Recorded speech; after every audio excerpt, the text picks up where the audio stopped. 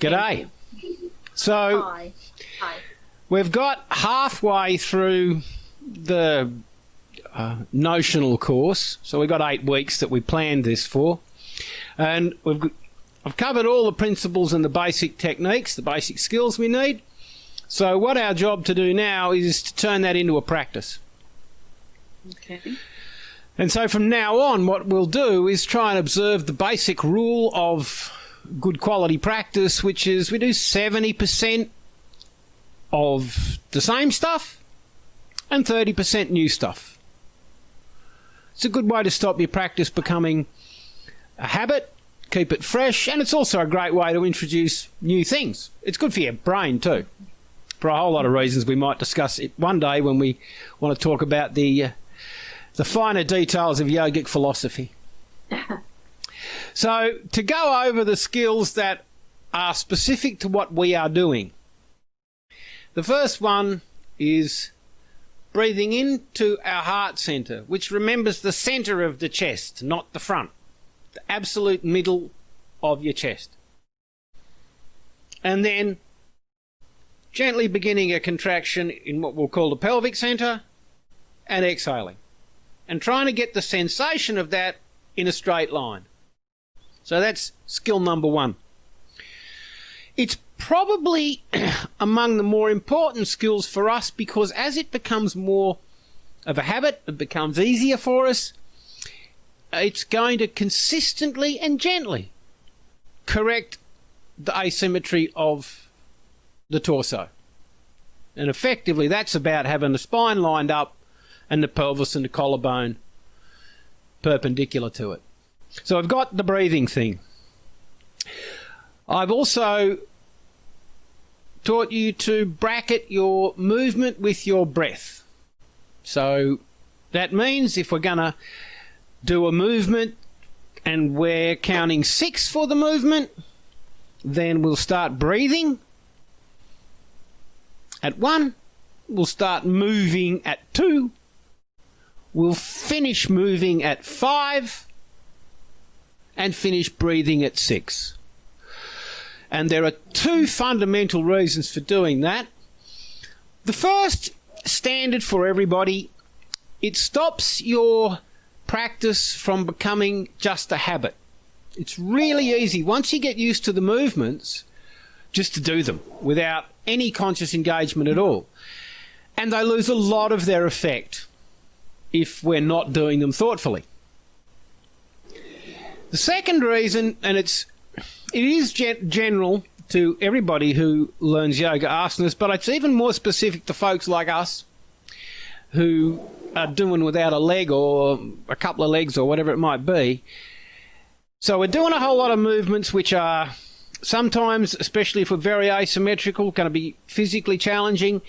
If our body is already in the process of exhaling when we move and we stop moving before we have finished that process, it's one smooth movement. If we get ourselves in a situation where we are in a very strong posture, which you might get when we do the lying twist, and you snap your breath while you're in a very strong posture, so you were breathing out or you're not breathing at all, and then you start breathing in, there's a really good chance you'll hurt yourself. So it helps us to be safe and it helps us to stay effective. So that's the second sort of fundamental skill that we've learned. And we've also, I hope anyway, got the idea that there are a few kind of basic rules, basic principles around doing asana practice. And the one that I have been on about from the beginning is that asymmetrical movements are followed with symmetrical movements. Now, you might not do the same number of asymmetrical movements, and as you're working through your own practice, you'll find sometimes you will need to do something more to the left than to the right. That's all fine, as long as at the end we put it together and move symmetrically, because the point of asymmetrical postures, asanas, is to correct our symmetry. So we go one way, the other way, and then in the middle. So we've got that principle, and the other principle that I hope we've all got at least heard a few times is that you follow any strong asana with a balancing asana, which is bending. It's going to be almost always the back in the opposite direction, but moderately. So if I do a very deep forward bend, say I'll do half a dozen of them, then I'll follow that with a moderate back bend. That stops injuries, and it stops the problem of, and I have seen this with people who just do like, oh, I want to do this particular movement. They do a strong movement, but afterwards you're sore because you've done nothing to balance what you've done. So they're the basic principles that we've engaged in. So what we're going to do now is we're going to wrap them all up in a practice, and so that you've got the idea of how this fits together. So we've got all these parts. I've taught you some asanas, and we've talked about breathing, blah, blah, blah. What we're going to do now is put it into the structure of a classical yoga practice. And that starts with breathing, just gently, just to settle. Then it has a warm-up. We're going to use the seated practice that I taught everybody as a warm-up sequence. Then we do our asanas. We're going to do Apanasana, Bhujangasana, and a lying twist, which I will magically show you now that I've learnt to use this software better. So you can see what we're doing there. We are bending our back forward. So Apanasana is a forward bend. We're bending our back backwards, and we're twisting it. And if you have a look at a lying twist, it's really quite an interesting posture, and it's why I'm teaching it to everybody. Not only is your back twisted, as it were, from top to bottom, like grabbing your head, tips, hips and twisting them, but there is also some degree of sideways bend in it. So we get two movements, two exercises for our back for the price of one. It's also probably, for lower limb amputees, the safest and most effective way to deal with the fact that our hips and our lower back are working really hard and they're not even. So this is about restoring some symmetry. So we will, after the lying twist, we'll balance that. So we will have done our asana, and then we will do some breathing again. We'll rest and do some breathing. And that's the structure. Settle down with some breathing, warm up, build towards the core asana that you are wanting to engage in. For us, it's the lying twist. So we've warmed up, then we've got some asanas, we've got our back moving, then we'll do a lying twist. We'll just go back to Apanasana as a balance for the lying twist. So we will prepare for it, we will balance it, and then we'll end with some breathing. So if everybody's happy with that, and Kate can hear, okay? Can't hear you, but Yes, that's... sorry. No problem. Okay, so we'll start in a chair or sitting down, wherever you like to do it. And the idea of this initial starting thing is not to put any effort into your breathing. This is not heavy-duty pranayama. All we're trying to do is gently, for 6 breaths, just gently extend the out breath. Not even 2 to 1. Just extend it a bit. So, bringing another principle in as we start, get your weight even on your seat bones, whether you're sitting cross-legged or you're sitting in a chair. Get your weight even on your seat bones. That for us is a core reference point. And Can I just say, I've realised I don't do that. Yeah.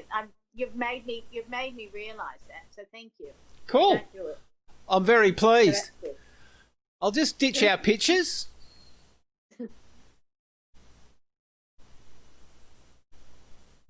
Cool software, huh? So we're going to sit there now. As you breathe, you're going to breathe into your heart centre and you're going to initiate your breathing from your pelvic centre. You will find the balance on your seat bones changes. And that's exactly what's meant to happen. Unless you are already perfectly straight, the process of moving here compared to moving here, if your back's not perfectly straight, it will change your balance. And maintaining that balance while we breathe is the first thing we're doing to get symmetry to our body. So we just sit, seat bones, and as much as you can comfortably, get the idea of one vertebra stacked on top of the other. So we're not sitting there holding ourselves, sitting comfortably straight up. Simple as that. Okay? Drop your chin to some natural position, and we're just going to do 6 breaths. So let's begin.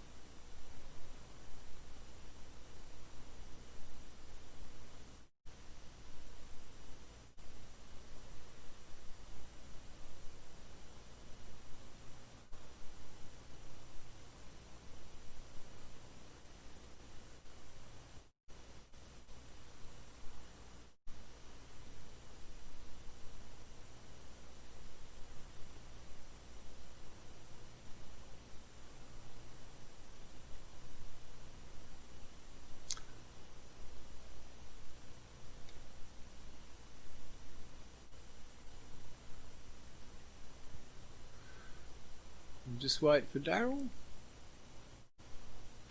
Okay, the tip for breathing like that, look down. You don't have to tip your head hard, but look down. That'll help a lot. Okay, so now we're going to do this seated practice. Get your legs to where they're supporting you if you're not sitting cross-legged, and the process is we're going to go chest to knee, chest to knee.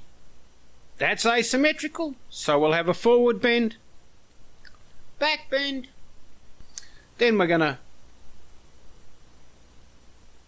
twist sideways, and then we're going to balance that with both arms. And we're going to do that process 3 times. So do it with me. If you get lost, that's okay.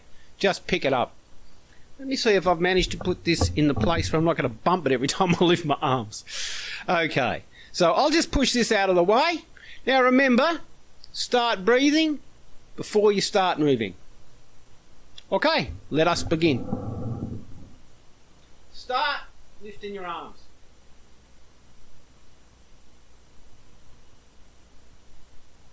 Turn to face your knee. Put them on your knee.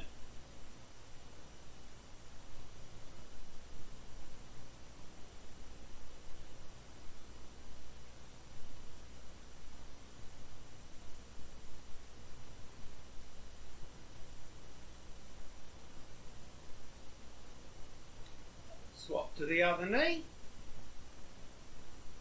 Sternum to knee.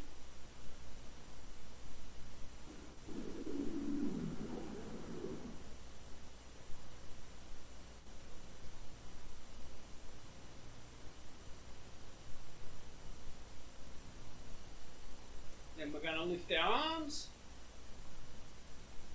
and allow our body to go straight forward. I don't want to push anything.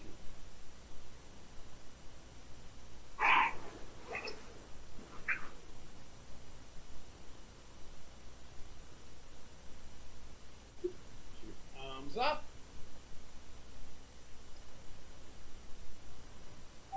Put them down for this part of the exercise so you know you've done a forward bend. Now, arms up and a back bend. Keep your chin down a little bit, but we're taking our arms behind us and we're bending back.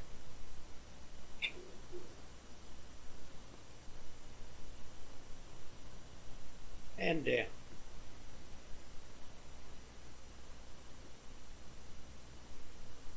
Sideways, side bend. Arm goes up. Can't quite see me well. Little finger above the crown of your head.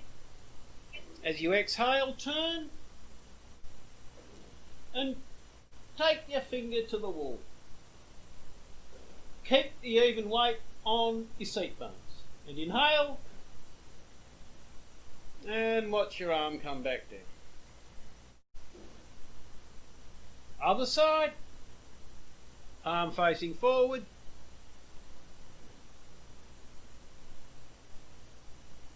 Exhale.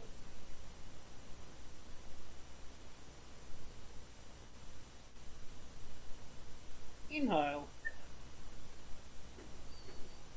Exhale and watch your arm come down.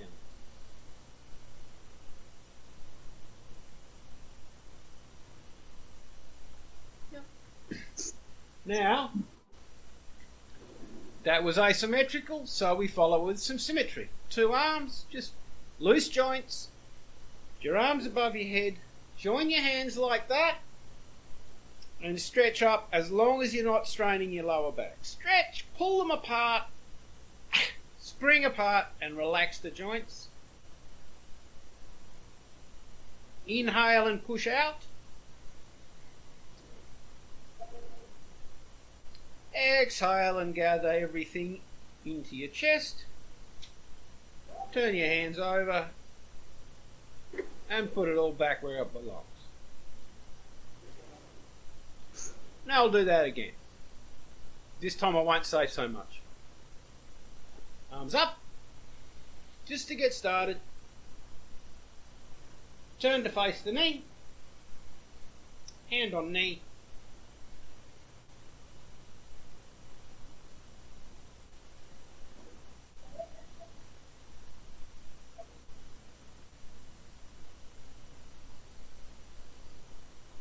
Other knee.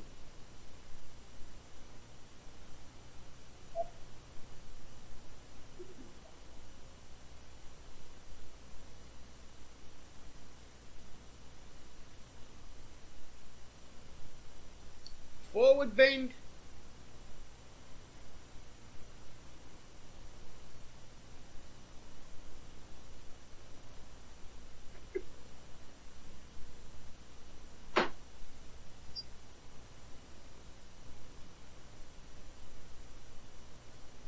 Keep the arms up and turn it into a back bend.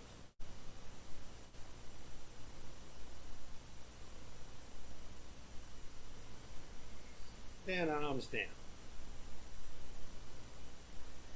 Palm facing forward.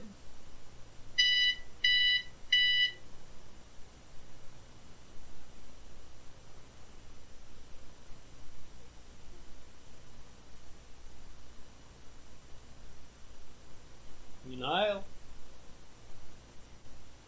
And watch your hand.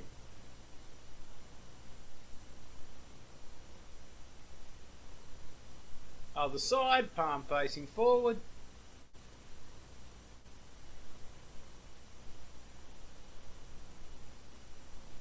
Exhale and turn. Take your hand to the wall.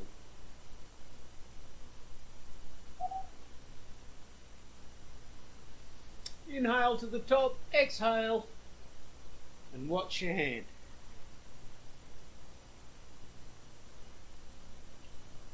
And then two arms. Loose joints.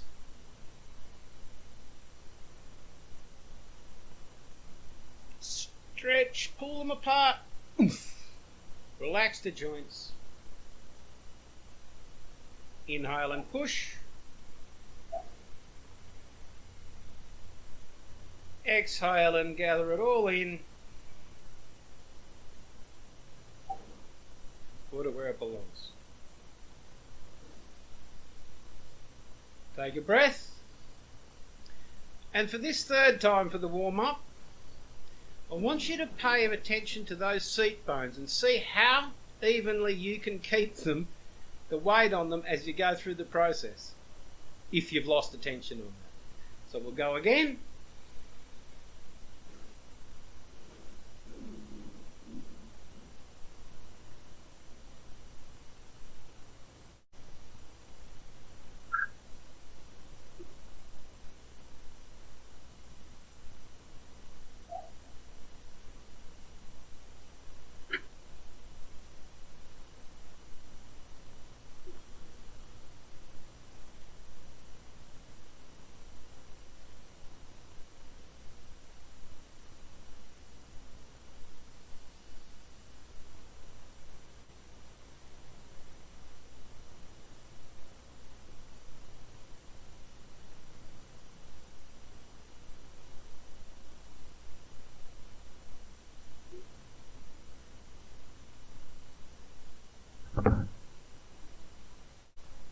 And keep it going to a back bend. Chin down, don't put your head up. Instead, put your shoulders behind your coat. Keep your chin in a neutral position. Try and take your shoulder blades behind your ears. Okay. Yep, that's good. And then down.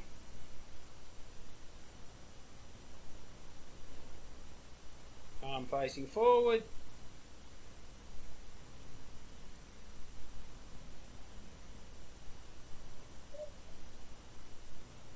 Again, keep your shoulder back as far as you can.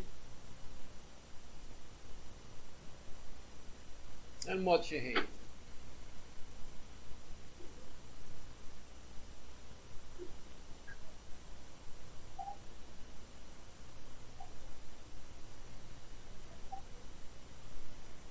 Keeping your shoulder back.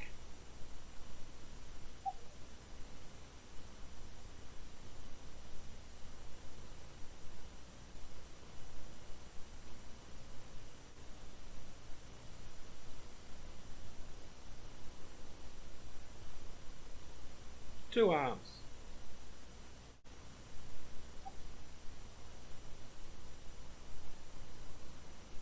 Don't worry if you're behind, just do the thing.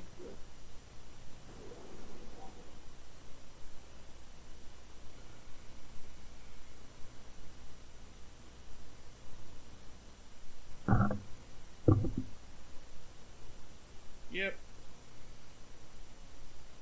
I missed the stretch, you didn't. Good work. Arms in and down.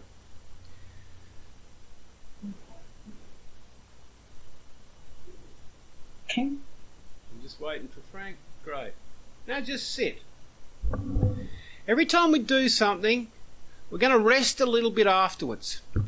The reason is so we can tell what we've done to ourselves. You'll remember I showed you that thing where you stretch your hand and you squeeze all the blood out, and then you relax and all the blood comes back. That's what we're doing now. Okay. Something's beeping somewhere. Anyway, so just sit. Oh, that's me. My sugar's low. That's okay. I'm fine. So just sit for a sec and just feel what your body feels like. That's all. Bionic. Okay. So we have now warmed up. So I'm going to take my leg off, lie on my mat, and we'll do 3 Apanasana. That's the one where you're on your back. I'll do 3 Bhujangasana or snake posture. And then we'll look at do the lying twist.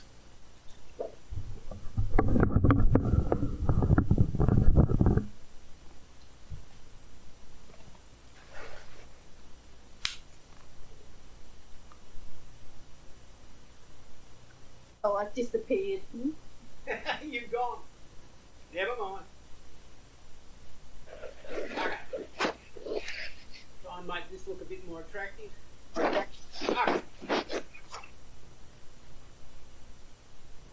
So the first thing to do is lie down straight. That's all. My voice okay? Yep. If you've got a ponytail, you might want to pull the band down. And just lie there straight. Now, one really nice way of helping yourself get straight, and I haven't taught this to anyone before in this group, if you get your hands, just put them under your butt, push down on your elbows so you can lift your back up a little bit and put it down from bottom to top in a way that's sort of straight and comfortable. And then lie there. Organise your pelvis so you think it's square to the ground.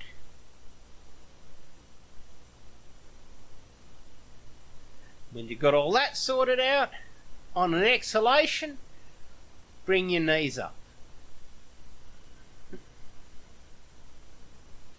I think we've all got knees in this class, so you can put your hands around your knees, and as you exhale, using your stomach muscles and everything else, draw your knees to your chest and use your arms to keep them balanced and straight.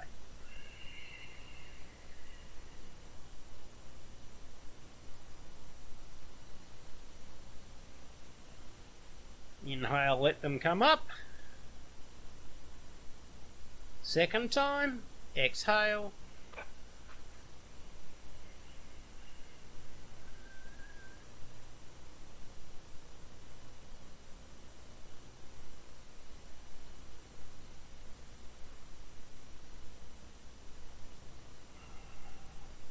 And a third time.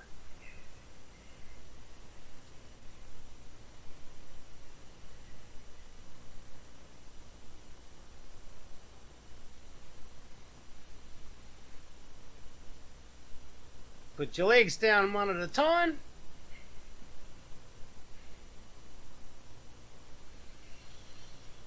Give yourself a breath.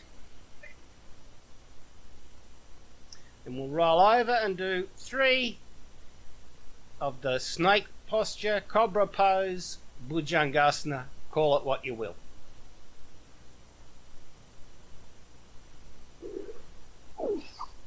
And remember with this, we're not pushing ourselves up with our arms.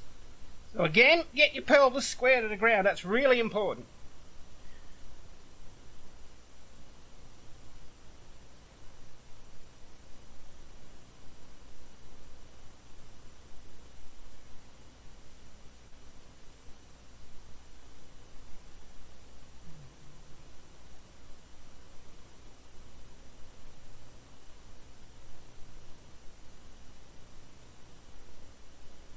Breathe in.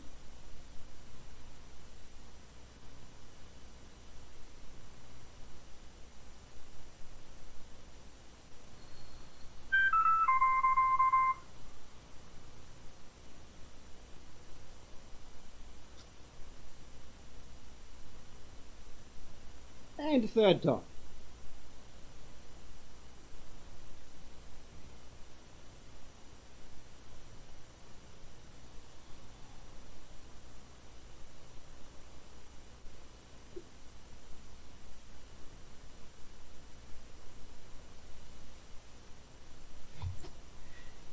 You can roll back over and rest for a breath or two while I sort myself out.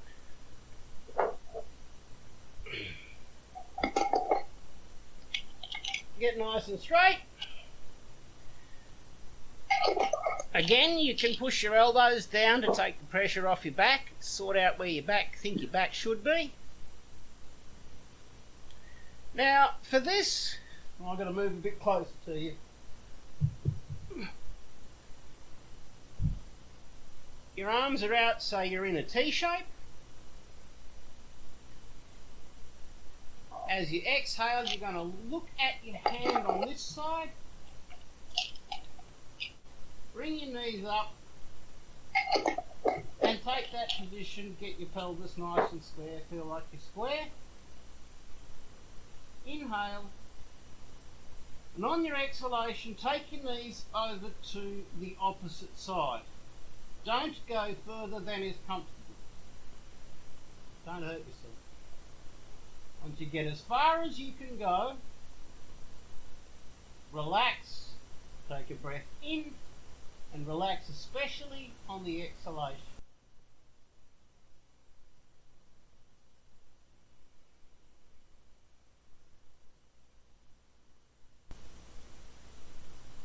Inhale.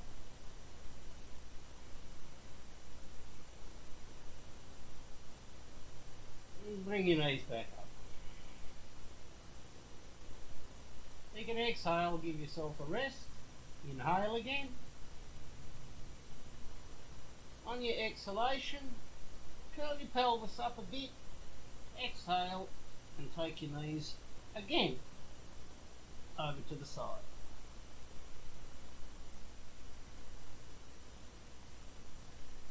Relax and take a breath in. That'll cause a bit of stretch. And then exhale and relax.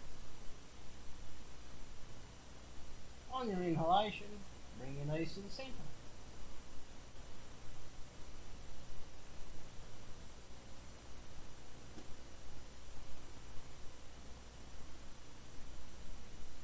Exhale so you have a little bit of a rest. Inhale, get yourself square.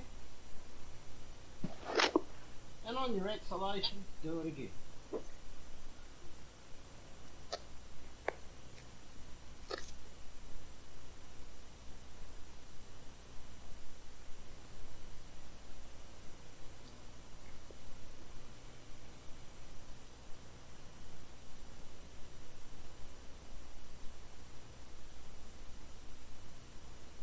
Inhale and bring your knees back to the center. Okay. Get your head straight. Get your body sorted out a bit straight. And we'll do it the opposite way. Head's over looking at the other hand. Exhale. Take the knees towards the floor. As far as they go, just letting them go. Then breathe in and really relax on the exhalation.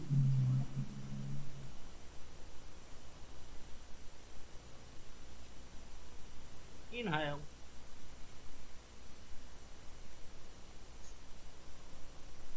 Come to the center. Take a breath. And on your next exhalation, do it again.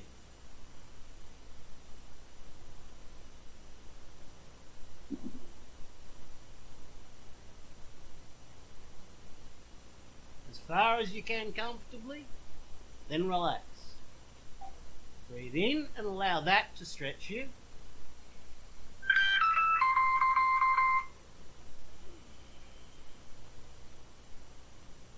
Relax with the exhalation. You should get a bit more movement. Inhale.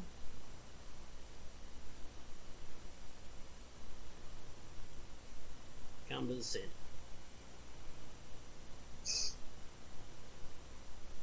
Take a breath. Get organized. And again, exhale, taking your knees to the floor. Keep your knees together if you've got two knees.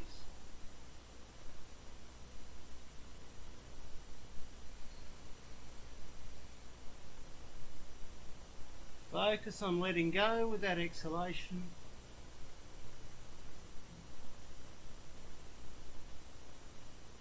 And on your inhalation, return to the center.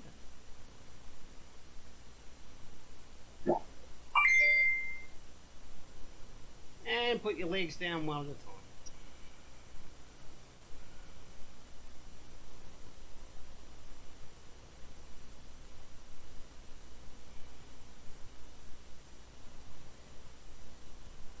If you feel any tension, I think we'll do this anyway. So just now, we'll go back to Apanasana, but we're going to do it moderately. The point is just to get some movement into our lower back that's symmetric. So exhale, knees up, hands on knees. Using your hands to keep it even.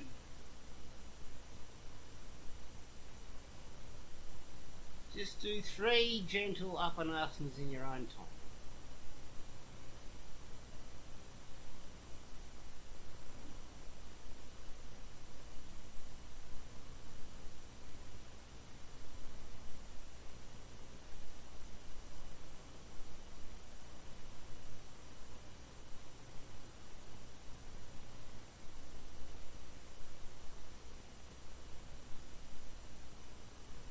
And legs down one at a time. And lie there straight for 3 breaths. 3 natural breaths.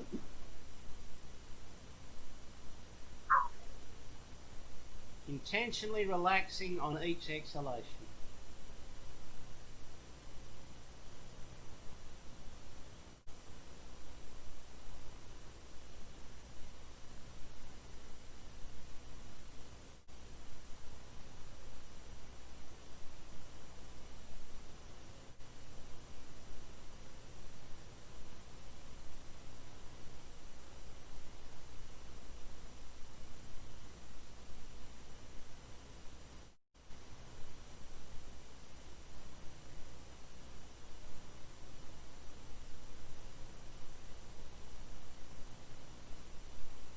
When you've done that, you can sit up, and a really good way to sit up is take your hands, put them under the small of your back, and then push as you sit up.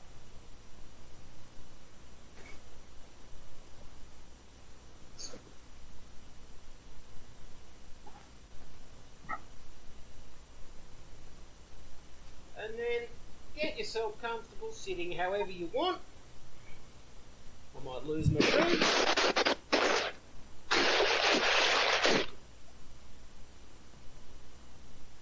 Okay.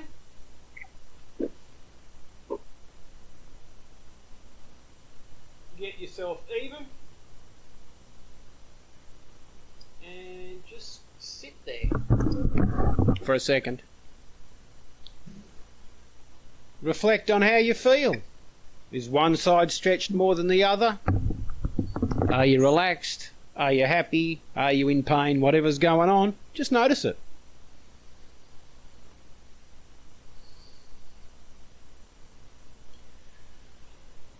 And now we're going to do 6 breaths. That'll serve me right for having the fire on in the room I'm doing yoga, won't it? It's quite hot in here. Okay, so for sitting, put your arms somewhere that'll help you stay up. Okay? So you'll find there's going to be a spot where you got your hands and your stuff where you feel quite neutral in your shoulders and you're sitting up. You're not pushing yourself back, you're not pulling yourself forward. I'd love to see your shoulders back a bit more, Daryl.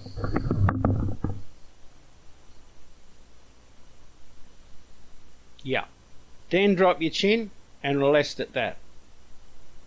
Now all we're going to do is 6 breaths. Do them in your own time. Look up at the camera when you finish so I know you've finished. And just lengthen your exhalation as much as is comfortable each breath. We're just going to do 6. Off you go. Breathing into the heart center. No strain involved.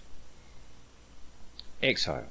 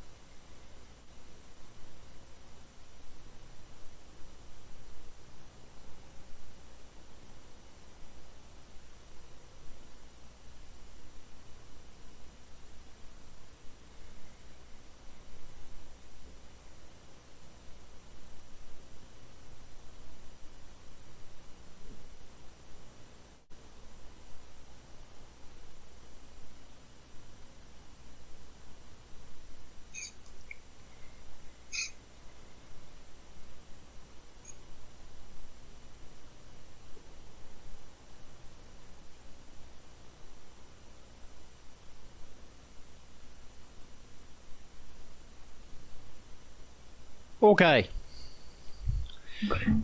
How's everyone feel about that? Good. Okay. Thank you. Good. So, the thing you would normally do after we've done all of that is just sit until you feel motivated to move, without rushing, without pushing yourself. The idea is to take whatever state you've got yourself in, physically as well as mentally, into what you're doing next. And that means managing the transition. So you just sit for a while, this feels a bit comfy. And then when you've got to get up and do the dishes, get up and do the dishes. Or chase the children. Or have a beer. It's that end of the day, so you could even go and have a beer. Yep. Now that is the structure of a classical yoga practice. We vary everything in the middle, but that's the structure. Breathe to settle, warm up, build to the asana that is the core, the focus for that particular practice, balance it, then do pranayama, which was the final breathing we did, and then, classically, you would spend some time meditating. That's up to you. But sitting there while you're still feeling sort of somewhat centered, somewhat focused for a little while is going to do you a world of good. And one thing it's going to do for you is actually increase the blood flow to your prefrontal cortex, that part of your brain. It's rather intriguing that anytime you focus on purpose, as it were, discipline yourself, and I don't mean that in any harsh way, just do something by choice that requires focus, you increase the blood flow to your prefrontal cortex. And that's good because you think better. So, any comments, feedback, how'd you feel at the end of that? Blah, blah. No, that was great. Thank you. I need to practice. All right, yes. And what I just did was a half practice. So when I started with 6 breaths, you would normally start with 12. Everything, the warm-up maybe 3 times through that sequence is enough, but I would do 6 moves of each of the asana. Now, I'm fairly physical, and that means I get pretty asymmetrical during the day. I spent, this afternoon chopping wood with the chainsaw. When you're doing that lying twist for yourself, and this would especially relate to you, Frank, because we've talked about asymmetry. If there is one side that is stiffer than the other, maybe do 4 on the easy side, 6 on the not so easy side, so that we're stretching where we need to stretch more, but not only doing it. I've seen people who go, this is my bad side. They only do the bad side, and guess what? The bad side becomes the good side, the good side becomes the bad side. But definitely do more on the side that you feel needs more. Don't push yourself harder. Don't make yourself stretch. Just repeat more often. Now, that's a fairly strong asana, and I think you should all be very proud of yourselves for doing it properly. I live in fear and trembling teaching a room full of young girls in tights that particular asana because they're almost guaranteed to hurt themselves. But I find dealing with amputees, I don't know, it's because we've all been through rehab, or maybe we're just not trying to be yoga heroes, but I actually prefer teaching amputees because you've got some idea of managing our bodies. It's not just about, I need to look good for the class. And that's... Long past that. Apart from Daryl, of course, who has to look good for the class. Yeah, and that is a major source of injury. You have a room with 20 people in it. You've got these fit young things up the front. Somebody doesn't want to look, like they're not so good, and they push themselves. quite frequently in a seated forward bend. That's when we see all sorts of injuries. So it's really important to know that achieving the final classical position isn't what this is about. It's about the process. And I probably said that so many times you're sick of hearing it. Any other comments before we knock off? No, thank you. Thank you for your time. Cool. So once again, do something every day. And I'll give you a tip. I get up feeling lazy too. And some days I don't feel like doing my practice, which takes about an hour and 15 minutes. So I've got the short form. And if you have a short form and you're feeling really lazy or crappy in the morning, do your short form. At least you've done something. That still has a really positive effect on what's going on between your ears. Anyway, thanks heaps for that. I always talk too much. thank you. And Thank you. we'll Thank see you guys on Friday. So do See you this. soon. Do it till Okay. Friday. We'll talk then.